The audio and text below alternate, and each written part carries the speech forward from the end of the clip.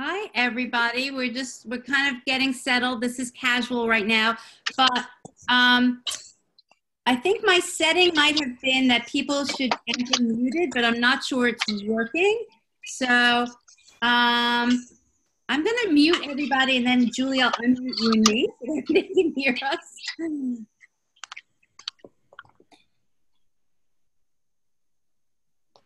It's the author.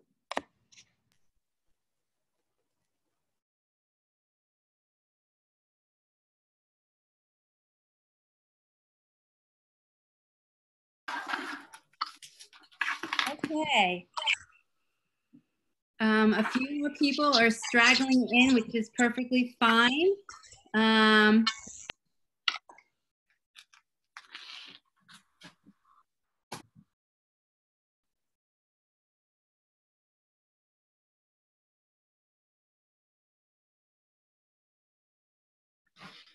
Okay, so just a few ground rules. So first of all, everybody, hi, I'm Debbie Schwartz. Nice to see and meet you. We have Julie Lythcott-Haims with us tonight too. You can see her. But before we kind of really get started, let's just, I'm gonna admit a few more people. The ground rule is if you can keep yourself muted for as long as possible. Up to you whether you want to show your video. It's always nice to see people, but that's your decision. And we're gonna, at the end, we'll have questions and answers, but if you can keep yourself muted during the discussion, this is helpful so we don't hear background noises. And if you have a question, there's a chat feature. So please feel free to ask the questions. Do you hearing a little bit of echo on me? Or is anybody want to, Julie, can you hear me? I can hear you, and I hear it's a little tinny, but I don't hear the echo. Okay. Okay.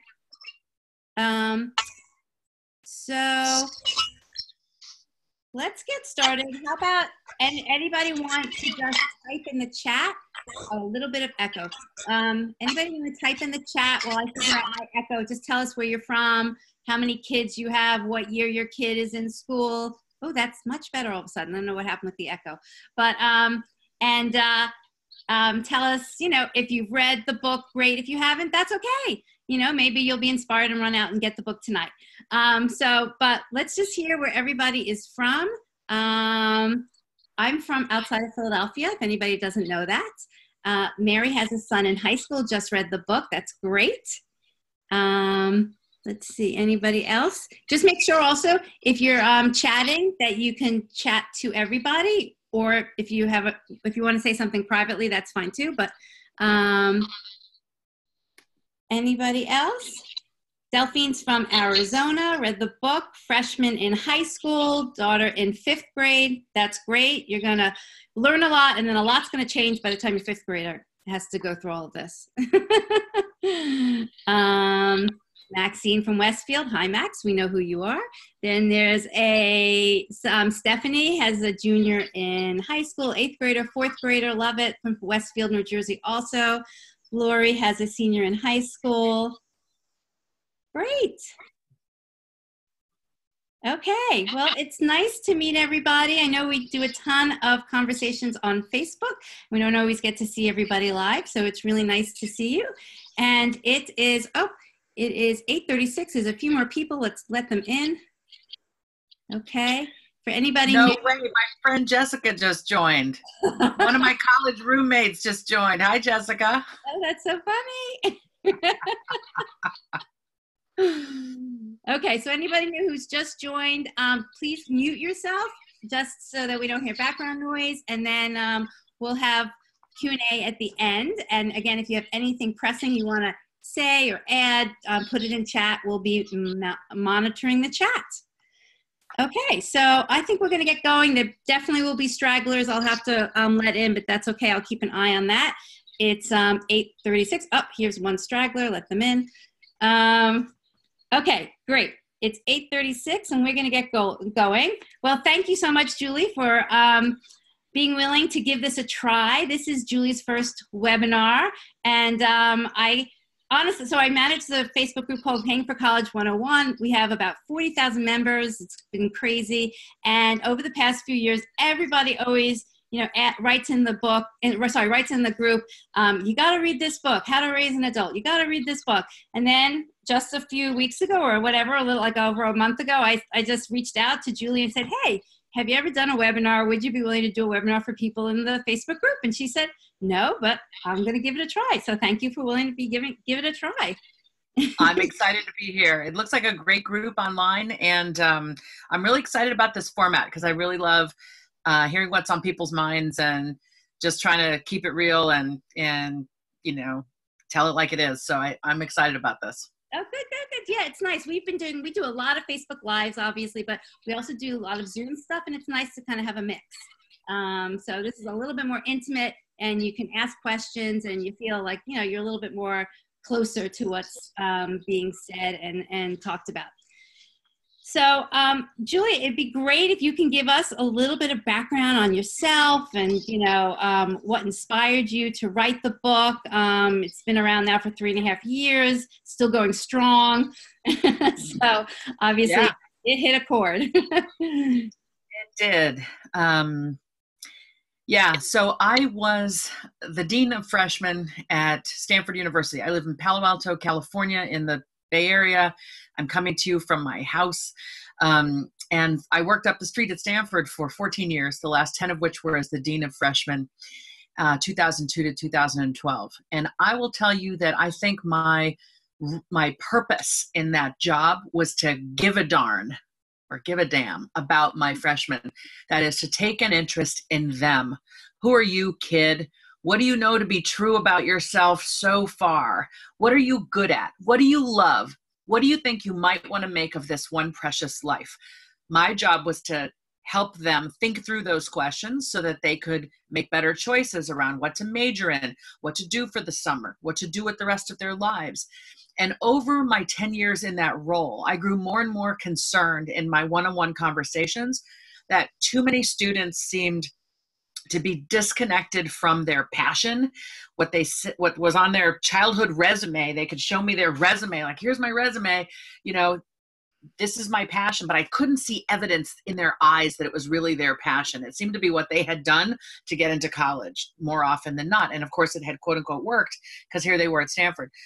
At the same time, I was also seeing the rise in the number of parents who were coming to campus frequently or who were very virtually present by email and text and phone, needing to talk to professors about grades, second guessing their students' choices, wanting to see their students' work before they turned it in, really involved in the day-to-day management of life for these college students. And I worried, like, what's to become, like, they're in college now. They could be in the Army, but instead they're in college.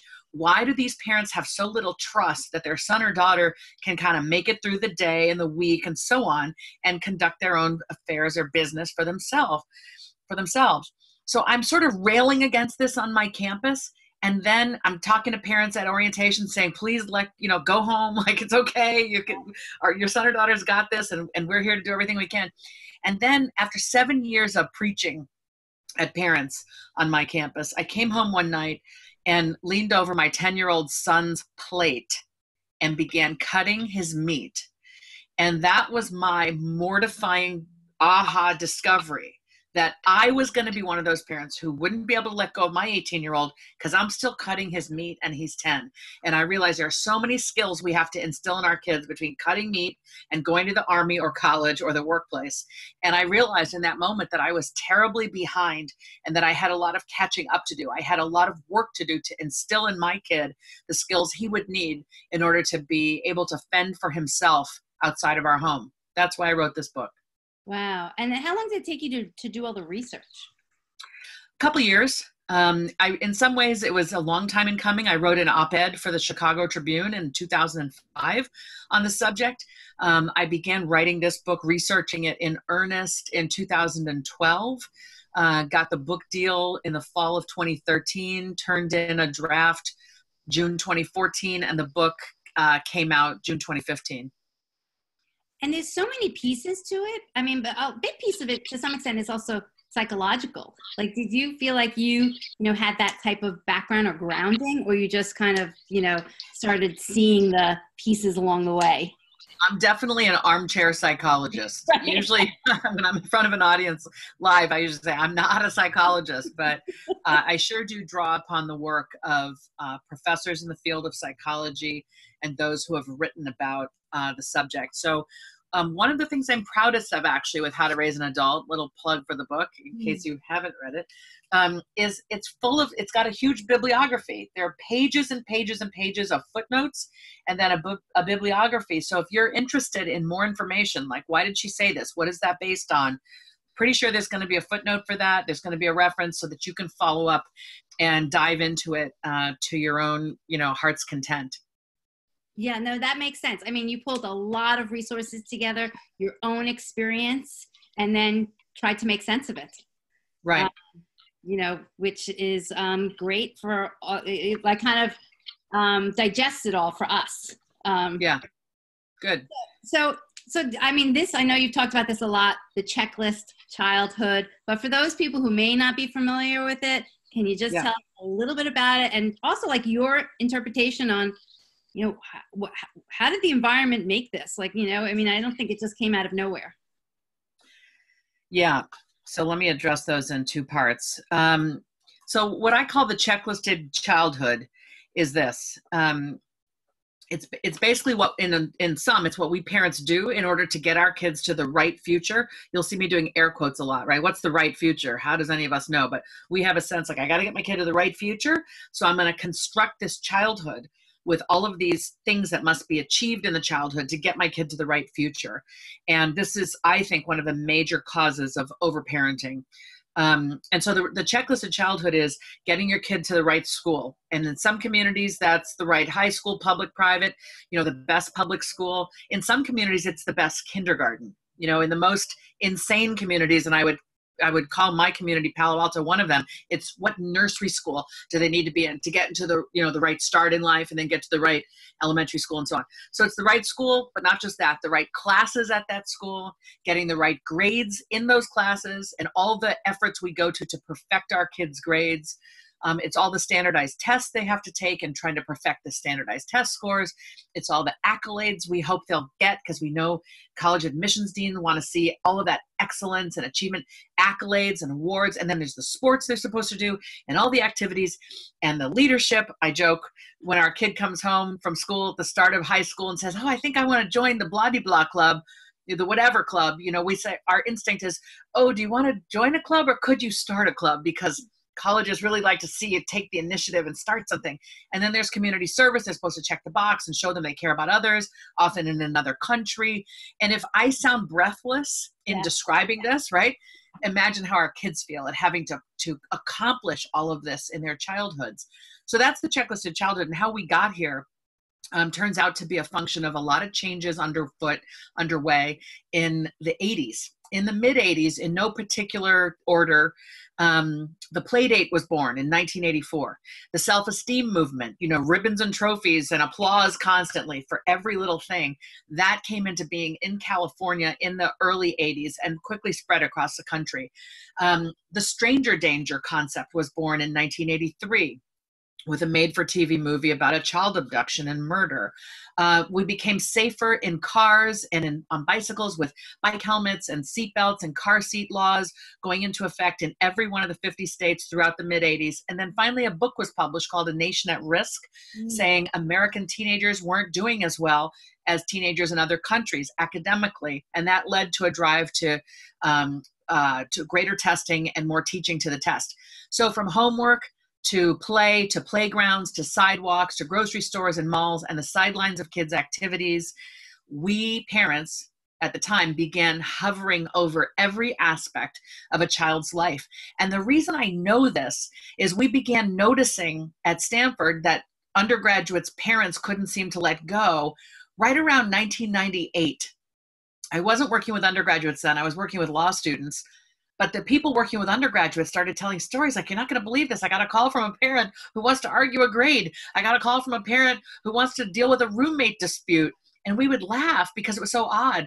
Well, the kids, as we call them now, who came to college in 1998, If you dial back to what was happening in their childhood, they were the first to have the play date. They were the first kids not to have unstructured free play with other kids, but rather play that was organized and then watched over by parents. Fascinating. It's funny you say that word play date. It's true. When I was growing up, my mother never arranged a play date for me, but yet with my kids, it was like I had to have this social calendar, of Right. who was playing with whom on what dates and everything. And so, Right. wow, it's really almost like a perfect storm that happened. Yeah. So, I mean, it's become like a system these days, even though you can recognize the factors that go into it. So, I mean, a lot of your book is great. If I were a parent with a young child, I mean, this would be great. I could avoid a lot of things. But for parents who are kind of like in the middle of it now, how can they extract themselves? I mean, you can hear what you're saying. We can all nod. We can all like agree, and we can all kind of intellectually understand what happened. But yet, the system still persists. So, how do parents fight back against it? Absolutely. Let me say that, we use the term overparenting or helicopter parenting, but it's really 3 different types. And a person can be doing 1, 2, or all 3 of these. So briefly, they are overprotective, the parent who feels they have to bubble wrap their kid constantly through life. Overdirective, the parent who says, you will be a doctor, or you will go into finance, or you will be a tennis star. But, the parent says, I have a plan for your life, and my love for you might be conditioned upon how well you succeed at executing my plans for you. And the third type, complementing overprotective and fiercely directive, is the concierge, the parent who just wants to handle every little detail, as if the child is an entertainer or an athlete, of renown, who has to have someone following them around, telling them what to do and handling all the little things. And so these are the types of behaviors. If you see yourself in any of it and you want to stop, immediately you can stop doing these 3 things. You can stop saying we when you mean your kid. Okay. We're on the travel soccer team. No, you're not. You're not on the travel soccer team. Just try running up and down the field 3 times and you'll know you're not on the travel soccer team. Right. But we say that we're applying to college. We're on the soccer team. We've got a midterm tomorrow. Stop saying we and instead say my child, my son, my daughter. Let them have the experiences that are theirs. And that little linguistic shift is a bit of a step back. It's giving you a more appropriate distance. There's supposed to be a little bit of room and distance between you and your child so that they can become their own self. So stop saying we. The second thing I recommend is stop arguing with all of the authority figures in your kid's life: coaches, teachers, principals, referees, umpires. We parents, when we're over involved, we tend to second guess every adult in our kids' lives, wanting to perfect our kids' outcome in the moment rather than kind of parenting for the longer term, which is helping our kids see that not everything's always going to go your way. And you have to deal with setbacks because they'll happen and you'll be okay. And, I'm not saying kowtow to authority, but I am saying teach your kid how to speak with respect to authority figures and advocate for themselves. So stop saying we, stop arguing with all the adults in their lives. And number 3, stop doing their homework. In a lot of communities, I mean, let's face it, think about the science fair. How many parents have their hands way up in that science project? In many communities, it's well beyond the science fair. It's essay writing, it's math, it's the parent with the glue gun up late at night while the kid's asleep. Effectively, parents are doing the kids' homework, and it's unethical, and teachers don't know what kids know anymore. And worst of all, it teaches your kid that you don't think they can be successful in the 4th grade or the 8th grade or the 12th grade or whatever it may be. So those are 3 immediate things anyone can stop doing if they're ready. You think that, I mean, the majority of the audience tonight are probably parents with teens, probably 15 and up. You think that even though maybe we've done damage early on, that we can follow a few of those, things and start to undo it now? Absolutely. I think it's never too late. And believe me, I have to think that because I've been overparenting my own kids, right? I had this humbling moment. My kids are now 19 and 17. If you've read the book, Sawyer is a 19-year-old college sophomore and Avery is a 17-year-old high school senior.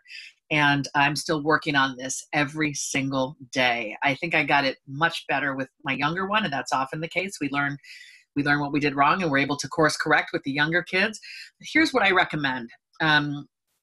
So one really practical thing and one very philosophical thing. I'm going to start with the practical thing. One of the very best things we can do for our teens and also younger kids, but let me focus in on teens, when they have some kind of run-of-the-mill problem is the following. So run-of-the-mill problem is, you know, I left my backpack at school. You know, I'm driving the car and I got a flat. You know, pick a run-of-the-mill, right? The best thing we can do is this two-step method. First, you have an empathetic response. Oh, I'm sorry, that sounds unfortunate. Oh, ouch, are you okay?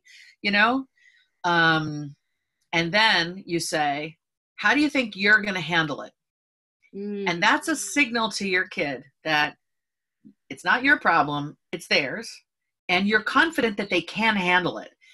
When we've been overparenting, basically the effect of our overparenting tells the kid, my parent doesn't think I'm okay alone. My parent doesn't think I can track my own belongings. My parent doesn't think I can do my own homework. You know, my parent doesn't think I can do anything. So in signaling, hey, you have the empathy. Sorry that happened. Are you all right? That must have hurt, you know? And then how do you think you're going to handle it? That actually tells their developing brain, my parent thinks I can handle this, which gives them a bit of an oomph, a bit of a push toward handling it. Existentially, what I'm suggesting is that when we overparent, we're so close up in their lives. I'm asking you to create a little bit more distance so your child can have a life and you can have one too. And the sort of existential or philosophical way to think about this is, it's almost like your kid is, to create the distance, imagine if your kid was not your kid, but your best friend's kid. Like my best friend, Jessica Armstrong, is on this call, and she has an amazing daughter. And I think that kid is amazing. She's so accomplished. I'm interested in her life. You know, if her daughter, and I won't say her name for privacy reasons, but let's call her Anne. If Anne had a problem, if Anne and I were, you know, were hanging out, if I came over to their house and they're having dinner, we're all having dinner, and Anne said, oh, you know, I'm doing terribly in chemistry, I wouldn't personally feel invested in fixing that. You know, I love this kid and I want her to do well in life.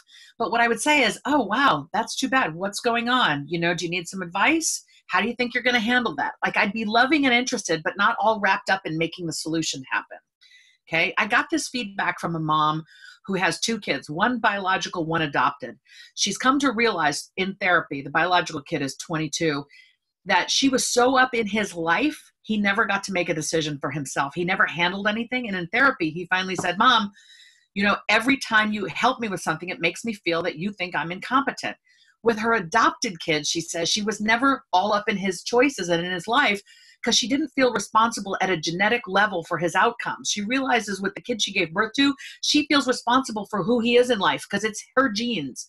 With the adopted kid, who she doesn't love any less, she has the appropriate distance because she doesn't feel like I have to make sure he becomes a this or that. So she actually has the healthier relationship with her adopted child. It's sort of paradoxical. I'm saying, like, can you imagine if your own kid was just your best friend's kid? Then you could be loving and attentive. You could be an adult who shows up and cares and asks good questions, but doesn't flip out over every single thing that isn't going perfectly. That makes so much sense. It's like great advice. You can always give like your best friend good advice, but you sometimes can't always act on it yourself. But if you can kind of step out of it for a minute, take a deep breath and kind of pretend you're not the parent. Right. That sounds like, you know, I will give it a try. I will give my partner a suggestion to give that a try too. Right. Well, often it's the partner that needs to be on the webinar. Right? I'm like, I'm doing fine, but if my partner could hear this. Right. Yeah. Okay. So I'm curious to hear your thoughts on you started to talk about it, but all the pressures related to high school and college. And to some extent, you know, even though your book is, you know, from 3.5 years ago, I don't feel like things have changed. It feels like almost like it's gotten worse. I'm not sure I agree, Debbie. I think I have, let me put it this way. When the book came out and I went on a book tour in the summer and fall of 2015, I had a lot of people in the audience who were defensive. Basically, they'd say, yeah, but we're just doing what we have to get our kid into the right college. So thank you very much, but we're doing what we have to. I don't hear that anymore. The mental health consequences of overparenting are evident in our homes, often in our schools, in our communities, our neighborhoods. We all know somebody whose kid is withering under the weight of all of this overparenting. Overparenting leads to higher rates of anxiety and depression in kids, leads to a greater likelihood that the kid will be medicated for those things, leads to greater separation anxiety in little kids. Effectively, when we overparent, we're depriving our kid of the chance to develop a healthy psychological self. It's called self-efficacy. Okay, so I think in the years that have elapsed since I wrote the book, because this method of parenting is more and more prevalent, parents all around are seeing the cause and effect. Whether it's in their own family or down the street, they're seeing, that parental behavior, and they're seeing that teen or that adolescent who's kind of withering in some way. So they don't question as much, is this really a thing? In the early years, it was like, in the early months, it was, is this really a thing, lady? It's a thing, and people know it. That said, the college admissions arms race has not slowed down at all, right? So if the college admission thing is what's driving us to be so insanely over attending of our children, that hasn't changed. So what do parents have to do in the face of that not changing anytime soon?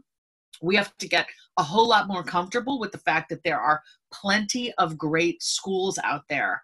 And it's not about going to the biggest brand name school that's the most highly selective and is denying 90 to 95% of all applicants.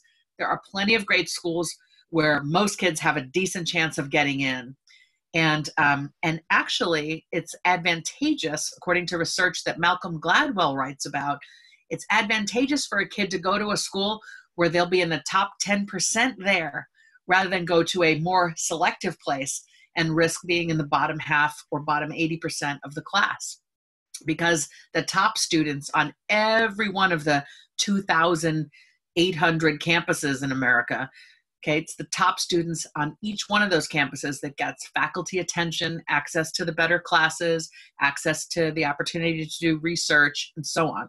So you want to go to a place where you're going to be the best. So when parents can kind of widen their blinders and look at a few more schools than the ones everyone in their community is talking about, they can have confidence that it's actually advantageous to stop being obsessed with those places, go to a place that's a little less well known, with confidence that your kid can really shine there and come out with better outcomes when it comes to what's next, grad school or the workplace. Actually, that's a good, really great response. Again, like our Facebook group is Paying for College 101. We have a lot of people understandably concerned about college costs. And one of the strategies that we promote is obviously find a school where your child is in the top 20, 25%, because you're likely, if that school is going to give money, that they're going to give money to the students that are at the highest range. And a lot of times the parent will come back and say, well, I understand that philosophy, but I don't want to send my child to a school where they're going to be the smartest. Like, aren't they going to be bored? But, Well, okay. So I wouldn't send a kid to a school where they just seem to be out of the stratosphere compared to everybody else. Right. But if they feel confidence that there's, the school is offering a major that they're very interested in, that kid's going to be motivated to get to know the faculty in that field. That kid's going to be motivated to go to every class and do all the work and this and that, and kind of exhibit the behaviors that are going to lead to wild success. They should go there. Often the sweet spot, Debbie, is, I'm not sure I answered that. I don't think I just stated that very accurately. So let me try to paint it this way. One of the sweetest spots when it comes to college admission is the honors college at a big public. Okay. Yep. This is an enormous public university with tens of thousands of students of all stripes and ilks and abilities. The honors college is the cream of the crop there. And they will often recruit you to join the honors college with money. If you're in the honors college, it's a small cohort of students who are going to live together. They're going to take their classes together. They're going to have access to the very best teachers. But if it's your state school, it's going to be much more affordable. So that's That's a hidden gem that I don't think enough people are aware of. They think I've got to go get my kid into that private university, in the state. Well, what about the great public school in your state? And what about if your kid is strong, check out that honors college. That's often the best choice for a kid. Yeah, no, I agree. Great advice. And just going back to my other comment, and I just want to clarify myself. I think what I was saying was I kind of agree with you that maybe parents are more aware of like overparenting, and I would just say from my personal opinions as a parent, I think that the school system, at least ours, has seemed to have gotten worse. And I only know this because I've got 3 kids with a span of 6 years. So I can see from the top to the bottom. And things like, it's not new news. The number of APs that are offered and, the pressure to take them. I kind of laugh because I have a 10th grader and this year, he had to take the PSATs. My oldest, you couldn't even find a school that would let the 10th grader take the PSAT in 10th grade. And now they have the PSAT in 9th grade. So it's like, it's all those things that start to kind of pile up. My son, the 10th grader, because he took the PSATs, because he had to take the PSATs, of course, now he gets all this mail literally in the past month. And he said to me, he got mail and email, and he got multiple emails from the same school, and the message on the email was, "Did you see our other email? Like, have you noticed us?" And he said, "Mom, don't they know I have a life? I can't open their emails and read them." Yeah, it's okay. I agree with you that it has become even more insane. So with just my 2 years apart, I saw it. In fact, my husband took a photograph of all the mail our daughter got from colleges, and then I think on top of the printed mail, she got 2,806 emails from colleges. And I think that's absurd and kind of almost an assault, in a strange way. It's like, here we are, we're likely going to deny you, but please apply, because then the more applicants we have, the more people we can deny, the more selective we are, the more we go up in US News rankings. It's insidious. So I don't see that changing anytime soon. I think it'll change when they start to make 8th graders take the PSAT, right? We're going to reach a point of absurdity when people are finally like, enough, right? But I don't think we're quite there yet. I think in 10 years, someone will have drawn the line around, you cannot apply to more than 10 colleges. You cannot take more than 5 APs. You can't take the PSAT until you're, grade 10, whatever. I think that reform will come, but those of us raising kids in real time now can't wait for the reform. Right. What we have to do is this: take a deep breath and then say, look, if my kid wants to take these classes and can handle it and still sleep and eat dinner with us and have some downtime with friends, great. But if this system, if these expectations seem to be crushing the life out of my kid, I have to be the big person and say, you know what? Hey, kid, this doesn't seem to be working well for you. Okay. I'm the parent who wanted my kids to go to big brand name universities, because I went to a big brand name university and I was a dean at one. And when my son was 15 and was being crushed by the workload at his very rigorous public high school, we had to ask ourselves, do we need to let this kid drop a class? And it broke my heart to even contemplate it. But what broke my heart much more was the fact that my kid was withering under the pressure of it all. 5 hours of homework a night as a sophomore, as a 15-year-old. And I had to be the parent who cared more about my kid than about my kid getting into some college. And we asked him if he might need, it was a long drawn out thing, but ultimately asked him, do you need to drop a class? And he did drop a class, and we got our son back. His mental health was taking a turn, and we got him back because he dropped a class. It was I just wish we hadn't waited as long as we did to offer it. And of course, when we did offer it, he just looked at us and said, can I? Don't you want me to do all of this, Mom? Don't I have to? Isn't it what'll make you proud of me? And of course, how am I not in tears retelling this? It was just so poignant. So I guess what I'm saying is we have to always must care more about this child than about what we want for this child. Often we behave like if only they'd be the child we wish we'd had, right? Isn't that awful? No child wants to be made to feel that you wish they were better at this thing than they are, or you wish they were more talented at this thing. We need to stop trying to make our kids into someone else, into some idealized version of a kid we have, and just love them for who they are and help them be good at what they're good at. You know, go in the direction of what our kid seems interested in rather than trying to make them into something some college wants. So put the brakes on, put the brakes on. If everyone's taking 10 APs or 12 or some ridiculous amount, it's okay to say, you know what, that's just not going to fly in our family. We got other things going on. We as a family, my kid has other things going on. And be brave enough to know that you make these choices, you help your kids steer a path through that doesn't crush the life out of them. They're actually going to have, good mental health and wellness that'll allow them to be successful wherever they go, instead of completely burned out on the doorstep of college on day one and more likely to return home to you in the middle of freshman year. Right.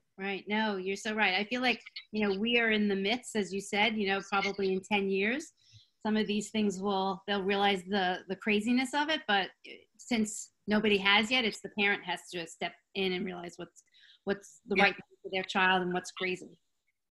I mean, if you think about it, it's crazy for us too, right? In this parenting milieu where our kids are living the checklisted childhood, it's not easy to be a parent. We're expected to be at every practice, every game, every activity, make all the snacks, be there for all the meetings. We're breathless and exhausted because this approach to child rearing called, overparenting, helicopter parenting, takes a lot out of us. And this is why, frankly, it tends to be a problem in middle class, upper middle class communities and beyond, as opposed to in poor and working class communities where parents are too busy working to pay the bills to be able to hover over their children. Yep. So, Julie, do you mind sharing with us? You said your oldest is a sophomore, and I didn't even realize that your youngest, you were in the midst of this whole crazy process now.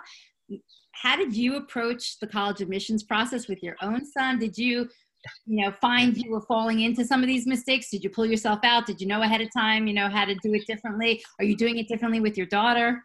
Yeah. Yes, no. I have a lot of regrets. My son is a kid who's always carried a book under his arm. He sort of had a book with him at all times. He could count on the book.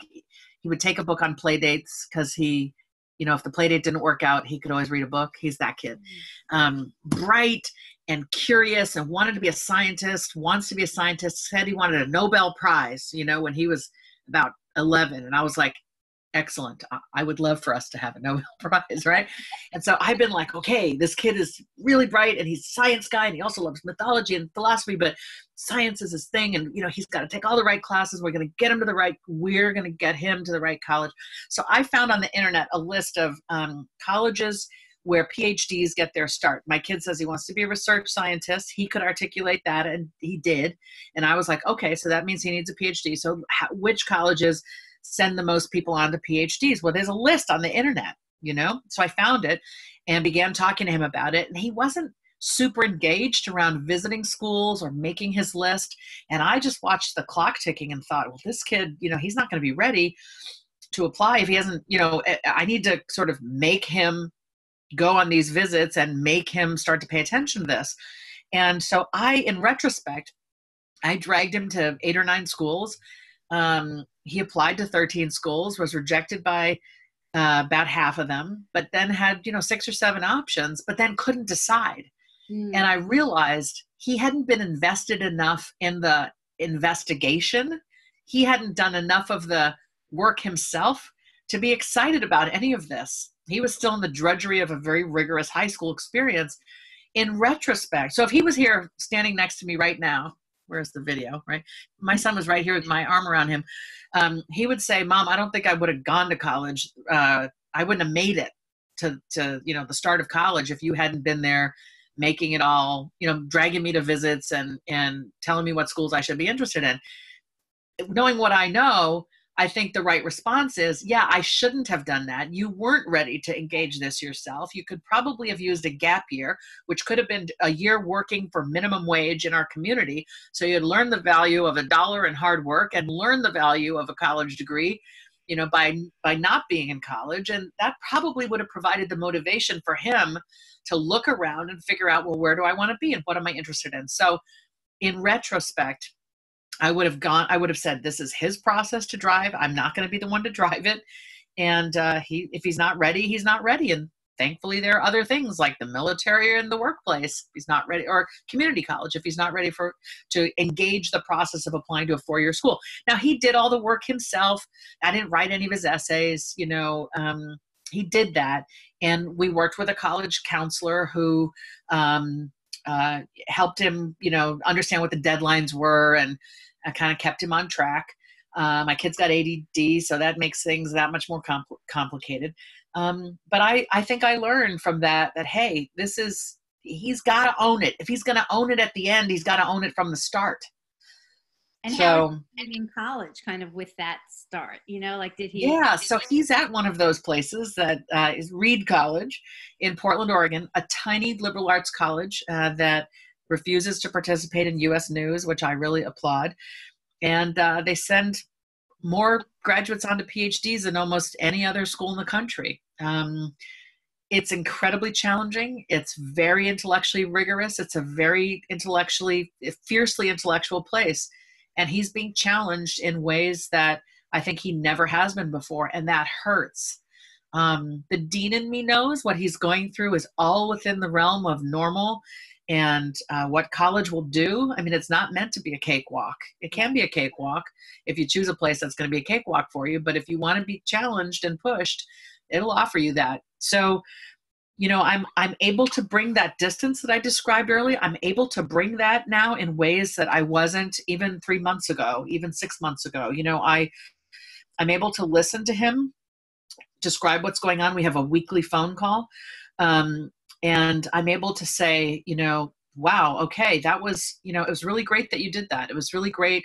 When you you couldn't turn an assignment, he said, I didn't turn in my assignment for bio. And I emailed my professor to just say, your class is really important to me. And I'm really sorry that I couldn't get my assignment in on time. I just want you to know I really intend to work hard in this class. And I just said, that was a great email to write. And I really applaud your doing that. Whereas in the past, I would have been the parent saying, oh, you missed class. Do you think you want to write him an email? And, I would have been the one kind of leading him down that path to doing the right thing. Slowly but surely, he's learning what the right thing is, and he's finding the motivation to do the things he needs to do in order to get the job done. My daughter's having a much easier time of it. She's much more intrinsically motivated. She has not been overparented to the same degree her brother has, same parents. And lo and behold, she was able to really own the process. And she's gotten in early to her school of choice. So, it's, that's working out for her. A lot more smooth sailing. So again, I keep mentioning that the group is Paying for College 101. A lot of parents, are concerned financially with figuring out how to pay for college. And a lot, I think, of the anxiety or if you want to term the word overparenting, comes from, you can put aside the psychological anxiety, but there's just pure financial anxiety, And so I'm not going to name a name, but there's a woman in our group who explains, and she's proud to explain this because, of how she kind of has taken control of the process, not because she wants to direct her child, but because she knows that there's so much money on the line, that like if a deadline is missed for a scholarship, that could be, $5,000 and they can't afford to miss that $5,000 or, and I can appreciate that it's the fear comes from just the financial implications of so much that comes around these decisions. And so that's what I think what's really hard for parents to balance, how do we let the kids own more of this when there is literally so much financial risk, for them as students, and potentially the debt that they could be in, and even for the parents, because, at the end of the day, we talk about student debt, but a lot of this debt is really on the shoulder of parents. Yeah. So absolutely. This is a great source of anxiety for many of us. And so here are my thoughts. We ought to be practicing sound money practices behaviors around budgeting and bill paying in high school with our kids, or even younger, so that college is an extension of what we've already taught them. You know, that it's a more serious endeavor. It's more expensive, but we can have some confidence that our child has learned the value of a dollar, how to save money, how to pay their bills on time, and so on, how to be accountable around money isn't something a kid should start to think about in August before they leave for college. I think it's perfectly reasonable for us to expect to see our kids' grades every semester at the end of the semester, and to say, hey, you don't have to show me your grades, right? The law says they're yours, you know. I'd like you to show them to me. And if you don't show them to me, I'm not paying for the next semester, you know. So that's the deal. We want to see that you're making acceptable progress. And if you're not, we're going to have a conversation as a family about what that means. So don't feel that you have no control just because you're not seeing the grades constantly. I know some schools give a waiver so that parents can see grades all the time, which I'm actually vehemently against, because I think kids need some autonomy and independence. Otherwise, they feel like they're being managed like a stock in the stock market.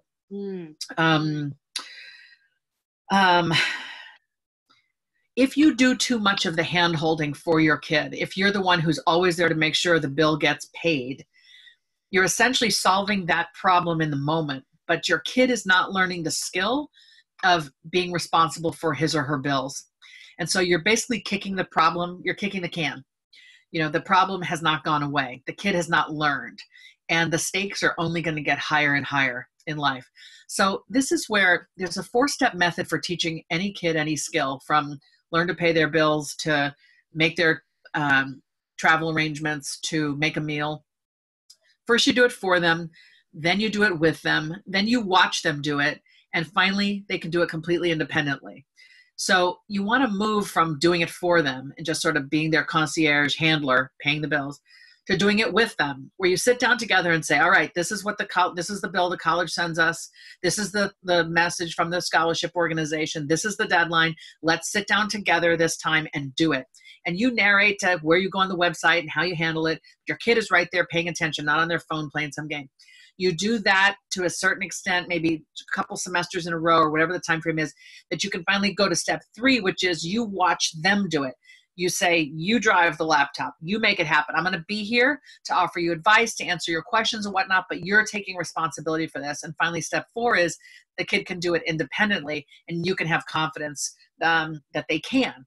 And, you know, sure, send them reminders and whatnot, but you're trying to transfer the responsibility for handling the stuff over to your kid. If you ever want them to be able to be an autonomous functioning adult after college, they have to practice these things in college. Right. No, it probably goes to the point of these conversations about money need to start earlier in high school. There's, day-to-day handling of money, but there's, what that family can afford to pay for college. And if students knew that earlier on, and they could, follow what you're suggesting, start applying to scholarships and kind of learn the process. So by the time senior years rolls around, they own the process, but it all comes down to kind of starting early and practicing. Let me say something here that's a little orthogonal, but I think related enough. Often we assume that because they're young, because they're digital natives, as the phrase goes, that they can just navigate the heck out of a website. Well, that's not true. They know how to use social media. They know how to use online games. They know how to use websites that are very current, and designed in a way that is sort of in relationship with the apps that are out there and whatnot. But there are plenty of websites that are archaic. And college websites and websites of scholarship organizations can be archaic. And so the kid doesn't know how to navigate. Don't assume that just because they're good on the computer, quote unquote, that they know how to navigate a website. You as a Gen Xer or baby boomer or an older millennial parent, you might actually be able to navigate that website much more fluidly than your kid. So this is, again, the 4-step method. Teach your kid where they have to hunt around and find a menu, and click through and find a place where they're going to actually execute the task. Don't assume that just because it's on the computer, quote unquote, that your kid is sort of intrinsically more adept at that than an older person would be. Teach them. And I would add, even about the computer, even if they can navigate through a website, it's also figuring out what the right questions are, what the information is that they need to get the answers for. That website may or may not even have that information. So then it's, let's write down the questions. Let's figure out how we're going to get the answers to these questions, whether it's through the website or calling the office. Right. And they're not always like adept at kind of thinking through that process. Right. I'm sure you talk about the value of community college when it comes to being a very affordable way to get a 4-year degree. Yep. Right. Your folks are familiar with that, right? It's just, first 2 years, much more cheaply, the tuition is much cheaper. I'm sorry, I'm losing my mind, losing my language. A much more affordable way to start the first 2 years, and then a greater likelihood that you can get into places often as a transfer student than as a freshman initially. So it's often a route to the sort of better brand place is to starting community college. Well, I think that goes to one of the questions I had down here, was it's just also about the myths that we need to kind of give up. You kind of point out community colleges, and some people are grasping that now, that there's nothing wrong with going to community college, nothing wrong with starting there, using it for lots of different purposes that you're talking about. But I mean, are there other myths that you think we need to start giving up? Like even the myth that maybe not everybody needs to go to college these days. Has to go to college. Yeah, absolutely. So not everyone has to go to college. Put differently, there are plenty of trades where a person with the right training can get a great job with great pay and great benefits and have a great life. And if somebody is good with their hands and really interested in doing work with their body and their hands, going into the trades, to one of the skilled trades, might pave the way to a really wonderful life. So no, not everyone has to go to college, and community colleges are a great start. And the bigger brand name doesn't guarantee you a better life.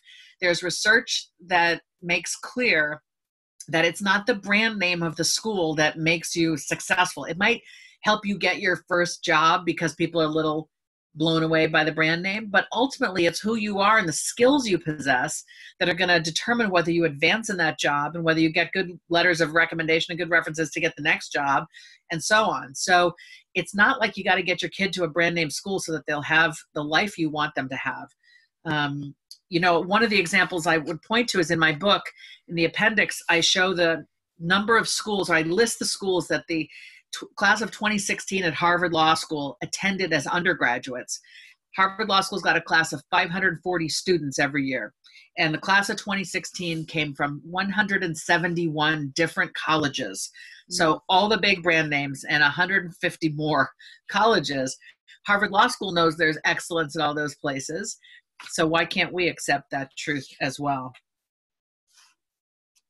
Yeah, no, absolutely. In fact, my little pet peeve is I've been trying to get people away from even using the word dream school, dream college.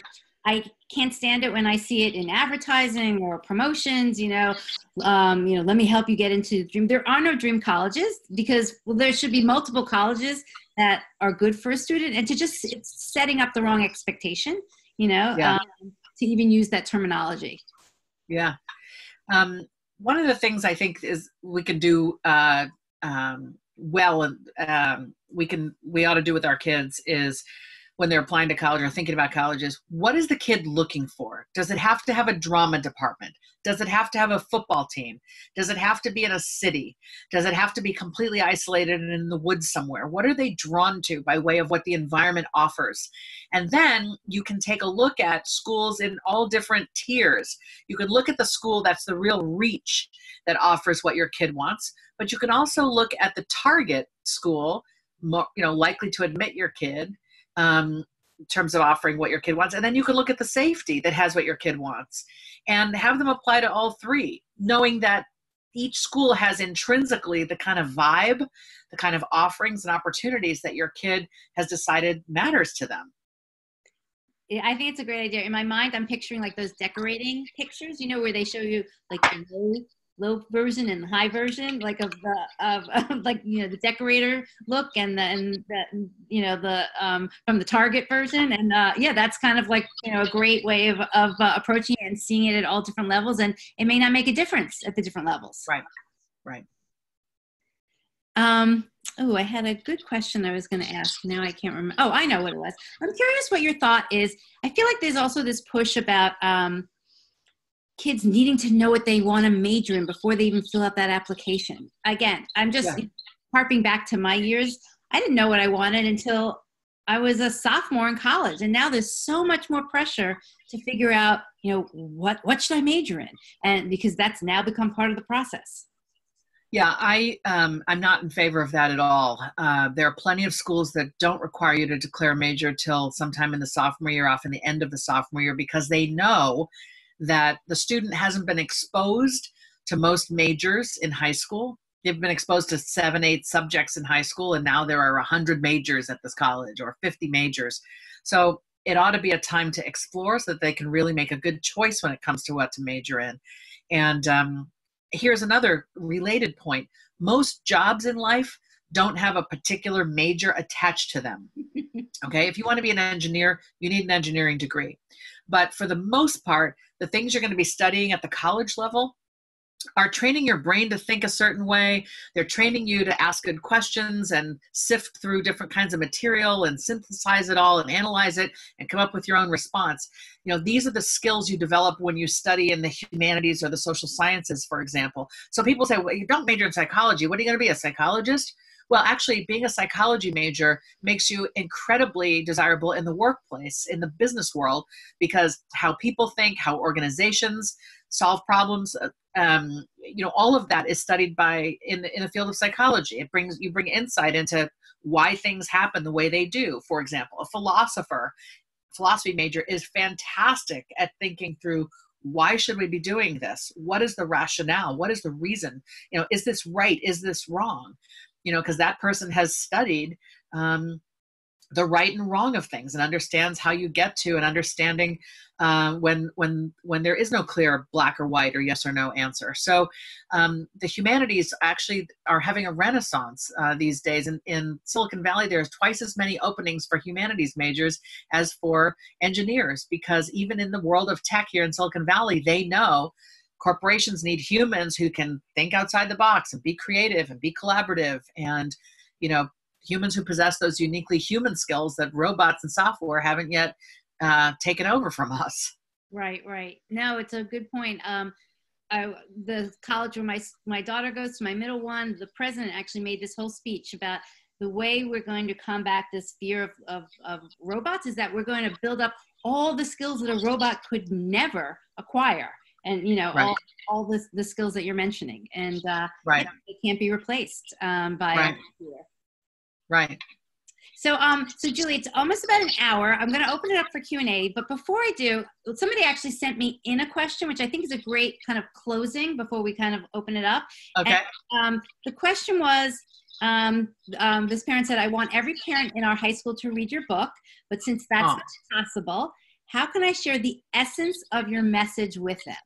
So if everybody wanted to go out and, and kind of, share what the most important message is that you would want to get across. Yeah. It's this. We are mammals. And even though we wear jewelry and clothing and we have cell phones, like every other mammal parent out there in the wilderness, our job is to raise our offspring to be able to fend for themselves without us. That's how the elephant parent is successful. That's how the dog and cat parent is successful. And that's how we humans are successful. It's a parenting win when your offspring can fend without you, barring significant special needs, of course. So we're supposed to be driving toward that outcome. When we overparent, we're doing the opposite. We're fostering a continued dependence and reliance upon us, which means our child will be lost and alone and bewildered when we can finally no longer provide everything for them. Now, we hope to live a long time, but if we do everything for our kid up until we die, we may leave a 50-year-old, a 60-year-old abandoned who can't fend for themselves. Well, let's not wait until we're dead and they're 50 or 60 and they're bewildered. We're supposed to be teaching them throughout the course of childhood to do more and more for themselves so that we can have confidence when they leave us at 18 or 19 or whatever it is, that, hey, they can interact with other humans. They can keep track of their belongings. They can wash and dress themselves and feed themselves. They can get a job. They can pay their bills. They can take transportation. They can get from here to there. They can solve interpersonal conflicts with other humans, right? All of these things we tend to handle for them. They've got to learn to do for themselves. Pain will be experienced, but the smaller pains happen in childhood when they learn how to do these things then. The far greater pain is to have had a childhood where everything was handled, and then they're 20-something or 30-something and they can't do a darn thing for themselves, and then they have no choice but to come home and live in our basement. Okay? Mm-hmm. That's the gist of the book. Failure is an essential part of life. It teaches us how to do things better and differently. So instead of manufacturing the perfect childhood that doesn't have any flaws, where everything goes right, we actually have to let our kids experience the setbacks and the disappointments, things not going their way. That's what toughens them and weathers them for the greater challenges to come. I hope everybody can take that message to heart themselves and to share it with their friends and community as well. But okay, so let's open it up. Anybody have any questions they want to ask Julie? You can unmute yourself if you want. I will unmute everybody. Let's give that a try, and hopefully it doesn't cause a lot of feedback. Okay. Oh, can everybody hear me, or did that cause like more fuzziness? Okay, I'm going to mute everybody again. Sorry. And hold on, Julie, I'll put you back if you want to answer. So how about, if anybody has a question, type it into the chat. There's also this raise your hand feature. If you want to raise your hand, I can unmute you, just you, to ask your question. But feel free. This is a Q&A time. We'd love to hear anybody's thoughts or any questions. I have a question. I'm wondering, when you talk with college admissions officers, do they take your book seriously, and does it cause them to maybe think differently about what they should be looking for? It's a great question. I do talk to college admissions officers. I think they are not yet appreciative enough of how their entrance requirements, or the evidence of those requirements in who they admit, is really driving a set of behaviors in childhood. I think in their hearts, they want to do the right thing. They don't want kids to be overburdened and overly stressed out, but their presidents and boards of trustees are telling them, be more selective, go for the higher scores, because that's how our ranking will go up in U.S. News. Frankly, it's U.S. News and their college rankings that's really driving so much of this. I think, however, when colleges begin to connect the dots between how many undergraduates are needing to visit the Counseling and Psychological Services Center, when they're able to connect the dots between that and what this childhood has done to contribute to those difficulties, I think colleges will begin to say, you know what, we've got to put a lid on this. We're not going to ask for, like MIT fairly recently said, we realized we had a list of 10 or 14 things you could do as activities. We had lines for you to fill in a huge number of activities from childhood. And we realized that sends a message that you're supposed to do 10 or 14 activities. And so instead we're going to, reduce that number of lines to, 4 or something like that. So, I do think reform is coming. But for those of us who have kids in high school right now, we can't wait for reform to come. If there's a school that's got a set of requirements and expectations that just seem to be burdensome for your particular kid, you've got to look at different schools. You've got to care about your kid being well through high school and finding themselves at a college where they're going to have a great fit, sense of belonging, rather than gunning for that big brand name place that wants to suck the life out of your kid. Thank you. I can say the hardest part, you mentioned the 2 years, or Debbie was mentioning, both of you were mentioning how, 5 or 10, 20, 30 years ago, people would have 2 years to really explore. And that is hard to find. A lot of schools that my son is looking at are very structured, where if you want to be an engineer, you have to do X, Y, and Z in term 1, A, B, and C in term 2. And if you don't do it, you're looking at a 5th year. And then the challenge is, well, if you have broad interests, you want to do engineering and history, that's just about impossible. And so the hard part for me is, I did read your book a few years ago, and the hard part for me has been, what is my role in this process? And what is the advisor's role, the counselor role at school? Turns out hasn't been very much. What is the child's role? And I posted a comment here about looking at college websites and navigating those things. They are really hard. It's really hard to figure out what some of these syllabi are and what the distribution requirements are. And this directly feeds into your points about what is the child's role, what is the parent's role in this whole process. My son does not have 5 hours to go through trying to figure out what the distribution requirements are and which school is going to allow for minor in history as well as for taking engineering. Yeah. So that's some feedback maybe that's relevant to pass on to colleges. Absolutely. An engineer, wherever they go, is going to find a curriculum that expects them to start in the fall semester or fall quarter, taking chemistry and math and maybe physics, depending. And that's going to be relentless. To get an engineering degree done in 4 years it's definitely doable. But if you don't start right away, you will be behind. You will be taking an extra semester or an extra year. And that said, I think engineering is the only major where that's true. It is really hard to combine engineering with anything else simply because the number of units required. It's hard for engineers to go overseas, to study abroad, I mean. That's just sort of tends to be the path that engineers have to take. It may be that your kid can figure out how to take some history classes as well. It may be that they've got to do, explore their enjoyment of history a little offline, not actually in the curriculum, in order to just make sure all the engineering gets done. Yep.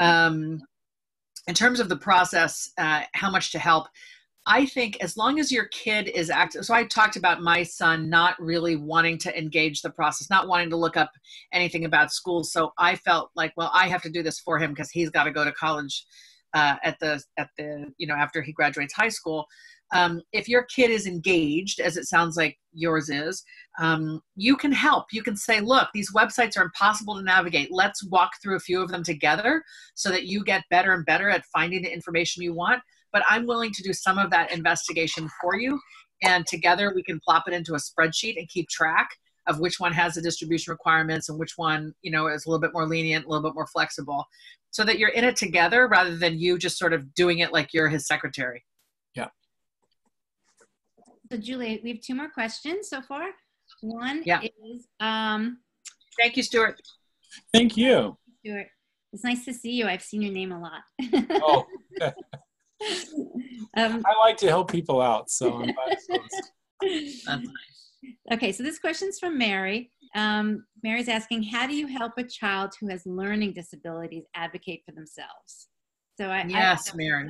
Yeah, that's a harder or a different take on some of the things that you've said. I wrote an article for Parents Magazine that it was the first issue where they put a kid with Down syndrome on the cover. And my article is about how parents of kids with special needs learn some important lessons quicker than other parents do. And essentially the lessons we learn, I say we because my own kid has ADD, which is, relatively common and minor in contrast to other needs. But we learn early on that our kid has some challenges, has some deficits, has some things that are going to get in their way. And we stop pretending, so therefore they're the perfect kid that's going to have the perfect life and get into the perfect school and so on. And we accept, I think, sooner that, wait a minute, these challenges are really significant. And I'm invested in my kid getting to be as strong and capable as they can be. given the fact that they're living with this challenge, right? So we're sort of rooting for them to make the most of who they are rather than trying to pretend as if the disability doesn't exist and handle everything for them to get them to a place a child without that disability might be. So it's ultimately like a kid with ADD doesn't have a very good executive function. Well, we could be their executive function. I mean, that's what a great executive assistant does, handle the deadlines, track the stuff, talk to people for you, make sure that there are no loose ends. If we do that forever, we will deprive our kid of ever developing executive function. So what the ADD is saying is, look, my kid's going to have a slower path to that frontal lobe being fully formed the way it needs to be, but I'm going to make sure that there are these stepping stones along the way so that my kid is ultimately doing more and more, maybe a little slower than everybody else, but ultimately is learning to make decisions and track things and so on. I guess it goes back to that point of we're going to be gone one day, and barring significant special needs where our child's going to need an attendant throughout life or to be in a facility for the rest of their life, we do expect that they're going to be able to, to lead an independent life. And that's ultimately what we're driving for a kid to be able to be independent. They've got to build these skill sets step by step with guidance, but they've got to do the work of it. Deborah has a question. She says, quick question. So when you have had a tight hold or a stranglehold in some case over your child, and you commit yourself to letting them do more for themselves, how do you address your child if they are shocked or expect you to do more for them? Yeah. What a lovely question. Who was that, Deborah? Yeah. I think this is an opportunity for you to look your kid in the eye with a smile on your face and say, hey, kid, I realize I've done a little too much for you, and it's time for me to teach you to do more for yourself. So I'm sorry. You might go so far as to say, I'm sorry. Don't get overly apologetic.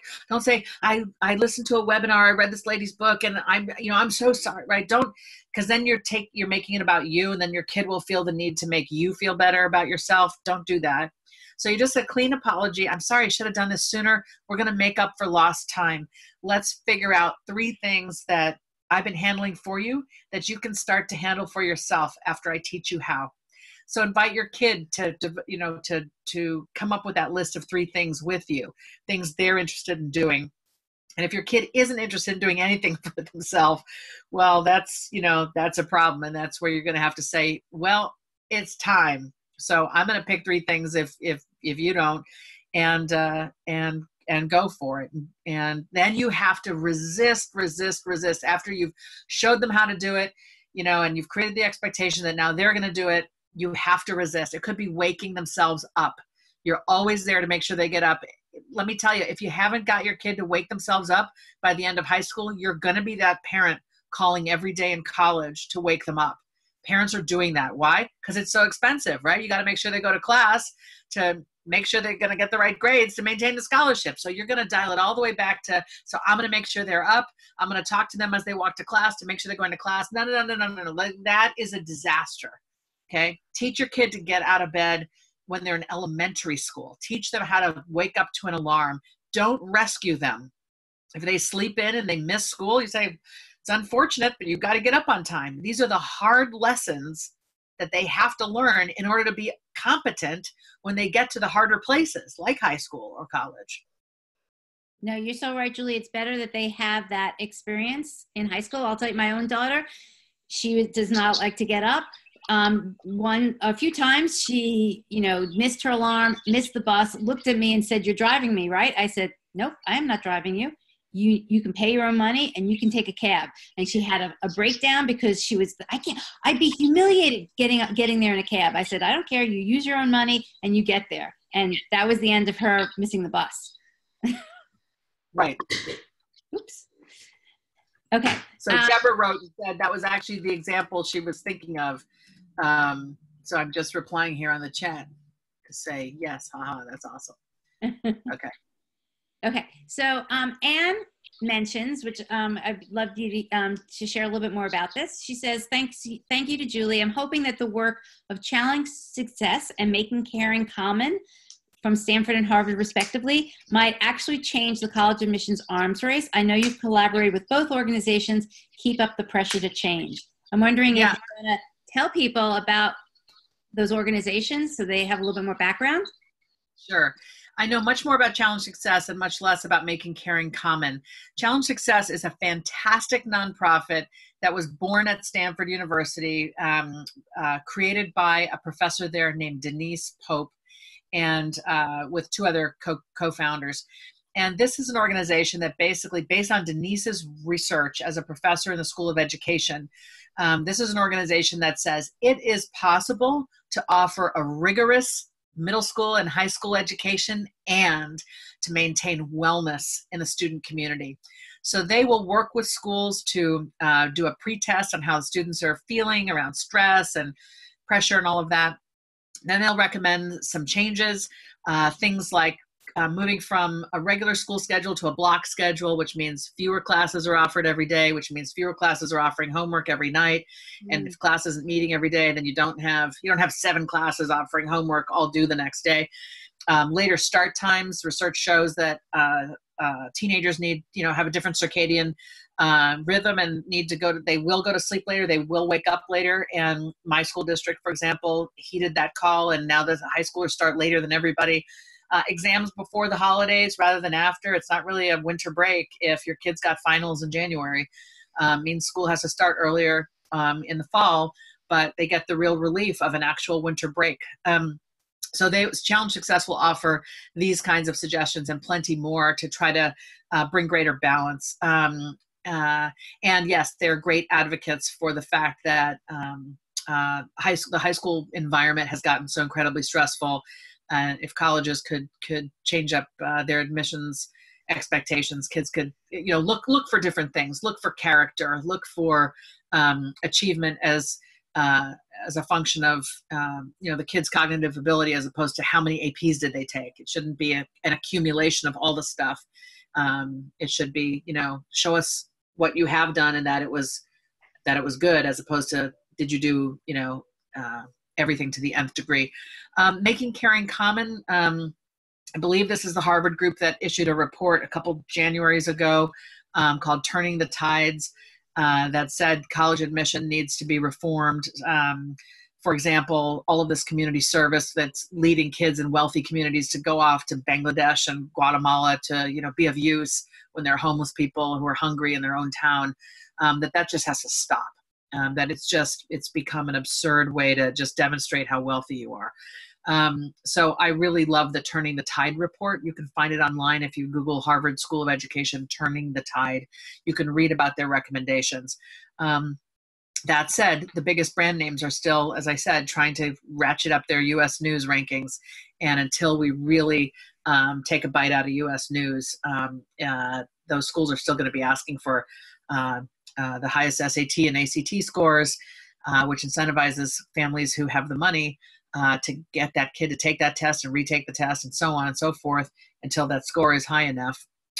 So there's some systemic things that have to change. I'd love it if someone would come in and say, you can't apply to more than 10 schools. I'd love it if a school would say, you can take all the APs you want, but we're only going to look at 4. Yep. I would love that, because it's just, again, in 10 years, where is it going to be? It's just going to be absurd if we don't put a lid on it. Yeah, completely agree. I would love it, to tell you the truth, if a district said we don't need to have APs in the school at all, but that's a whole nother discussion. Absolutely. Okay, so one more question. This sounds good. How do you suggest dealing with the relatively easy problem of their rooms? Meaning, on one hand, it is my house and some basic level of cleanliness seems not too much to ask, but somehow this is not a priority to my 16-year-old. I don't clean for him, but sometimes say things like, I'm simply not taking you somewhere until you can clean your room. Where does that fit into the calculations? Because on the one hand, I am still managing him, but on the other hand, it really burns me up to take him to do the fun things if he hasn't done what seemed like the basic respect for the home he has grown up in. And then she says, a little embarrassed to even ask the question. I love that part, Araceli, because I've got a messy kid. I've got two messy kids. I'm messy. And I resented the fact that I had to keep my room clean at home when I was growing up. My mother would come in and clean my room about every 3 months. She would do a huge cleanup, which just made me cry because it was so beautiful. But I didn't know how to maintain it. So within, a week, it was back to my old pigsty. I appreciated that she cleaned it, but I wish she had taught me. I never learned where stuff goes. I didn't learn how to put stuff away. I didn't have a sense of, there's a place for everything and everything in its place. You could tell me the adage as she did, but I still didn't know how that translated into where does this piece of paper go if I want to keep it? Where does this toy go? Where does this item of clothing go? So I took a very laissez-faire attitude with my own kids. We decided that their rooms were their domain. We could have expectations around the common areas of the house, the kitchen and the dining room and the front lobby, foyer. But the rooms were theirs. And I regret that. I wish that I had done what you're doing, which is I'm not taking you somewhere until you clean your room. I think it's okay to have a basic set of expectations. I don't advocate for the army approach. Like I better be able to bounce a quarter off that bed, if you want your breakfast. To me, that's harsh, but that's, there are families that come up in the military tradition, and I do respect that. It's just not what I want from my family. So, in short, I think they need to learn how to clean things, and they need to know, just like they need to know how to do their laundry, and they have to know how to wash dishes and sweep floors and whatnot. They do need to know how to keep track of their stuff, how to put it away, and how to have a space that's attractive. At some point, going to be sharing their room with another human being. And we want that for them, right? We want them to find a partner in life and, marry and settle down and have their own children so we can have grandchildren. And that person is not going to want to live with a slob. So those lessons are most easily learned when they're under our roof, when we still have some authority and control. Okay. Great answer. I will just add, and I'm not an expert. Right. Araceli says, I never want my daughters-in-law to hate me. Exactly. I was just going to say, I'm not an expert, but I think it's kind of goes in line with a lot of what you're saying, Julie, is that to teach them to be clean. Sometimes somebody needs to learn a system, you can't just kind of say, go clean your room. You have to learn what that means and help them create a system. So that's right. Okay, last call for any questions.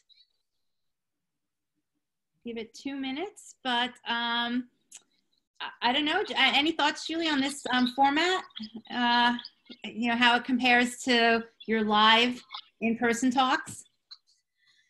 Well, I feel I enjoy chatting with humans, so I love the fact. I wish I could see everyone's faces, but I am enjoying seeing the words go by on the chat, and I just think it's this is one of the great things about the web and technology. We can connect with each other across the miles and from the comfort of our homes. So I think it's pretty cool. I really appreciate you having me, Debbie. Yeah, no, it's great. I love the way you could pull something out of your bookcase too. I know, that was pretty cool. Yeah, I didn't plan that. Actually, there's one more resource I want people to know about. I don't know if I have it on my bookshelf. I do have it, but God knows where it is. It's a book called Colleges That Change Lives. This is a better list than U.S. News. It's 40 small colleges where the alumni uniformly say, this place changed my life. And, they're residential communities, undergraduates only, no graduate students. So the faculty are there to teach and mentor undergraduates. And this is the sweet spot of a college education. So the Colleges That Change Lives, ctcl.org, is a great resource. They have a book, they have a website. And between the small colleges and Colleges That Change Lives and the honors colleges at big, enormous universities, I think these are great lists that you do well to investigate. I think you and your offspring can find, great matches there. And do you mind, I actually came across this in your book, something about an alumni listing. The alumni factor. Yes, I'd never seen that. It was an amazing resource that they still have a website, the Alumni Factor. Basically, they surveyed alumni at 225 schools to get a sense of their outcomes in life, from finances to happiness, net worth, intellectual um, discovering their sense of how intellectually rich their lives were, how strong their friendships were. So it was all this outcomes data, and they hoped to be a big competitor to U.S. News, and they ended up being crushed by U.S. News, but the data is great.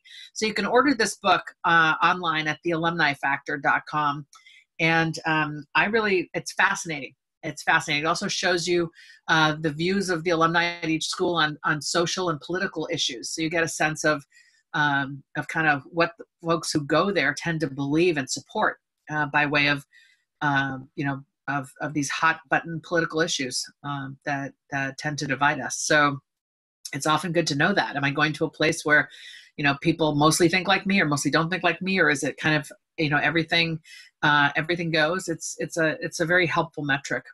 Yeah, no, that looked interesting. I'm going to try and uncover it. Okay, 2 last questions, and then we will say goodbye. Lucy. I want to show you what the alumni factor looks like. Oh, okay. Yeah, this is like the 2013, 2014, so it's old, the one that I have, but it's fantastic. Yeah, no, I'm definitely gonna dig that up. It looked very interesting. Always looking for, better resources to crush that U.S. News and World Report. Right. Okay, last 2 questions. How can I turn on my son's attitude to really care about his grades in high school? It's a battle on every report card. Yeah. So here I'm going to cite Jessica Leahy, who wrote The Gift of Failure. She's a journalist, an author, a mom, and a middle school teacher. And she says, essentially, that kids have to learn to be intrinsically motivated to do things rather than be prodded with sticks or have carrots dangled in front of them. Carrots and sticks work in the short term. We can get them to achieve something in the here and now if we pay them for their grades, for example, or ground them for getting bad grades. But neither of those things actually turns into intrinsic motivation within the kid to actually care about their work. They're just doing it to escape the punishment or to get the reward, and that's not sustainable over time. So it turns out that in order to feel intrinsically motivated, a person has to have autonomy. They have to be left alone a little bit. They also need connection. That's not connection like do your homework connection, but like, hey kid, tell me what's going on in your life today. What's good about today? You have to take an interest in your kid and in what's going on in their life, and not act like you're all invested in the outcomes, but simply that you're interested in what they're interested in. So they need that connection to us. They need autonomy, and that's what will ultimately lead to intrinsic motivation. So here's what I recommend. And all of this, plus a lot of the other things I've said tonight, is on my website. You'll put up the links, right? To yeah. JulieLythcott-Haims.com. I recommend this. If you're so obsessed with the grades every day, every week, every term, and your kid knows it, I invite you to say this to your kid. I call it the 1-week cleanse. You say to your kid, hey kid, I know I'm always stressed about what happened in school today and how you did on the math test and have you started your homework and all of this. And for one, and so I know, this is what you have to say. I know I'm always on you about these things. That can make you feel that I think you don't care, but I know you do care, kid. So for 1 week, I'm going to practice just buttoning my lip. I'm going to shut my mouth. I'm not going to ask these things. Parents tell me there's more laughter in their homes when they do the 1-week cleanse. And it's not because Junior's flunking out of high school. It's because you're talking about things in life that have nothing to do with the academic transactions of life. In other words, back your energy off your kid and watch your kids show up in their own life. They will be doing their homework. They will be caring more about school because you've shown them it's not that I have to care so much. I'm stepping away so that you can start to care. Your kid might not care right away.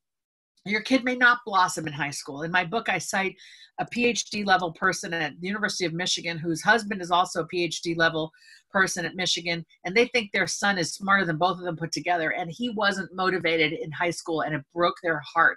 But then they talked to some of their colleagues on the faculty at the University of Michigan, many of whom didn't blossom in high school either.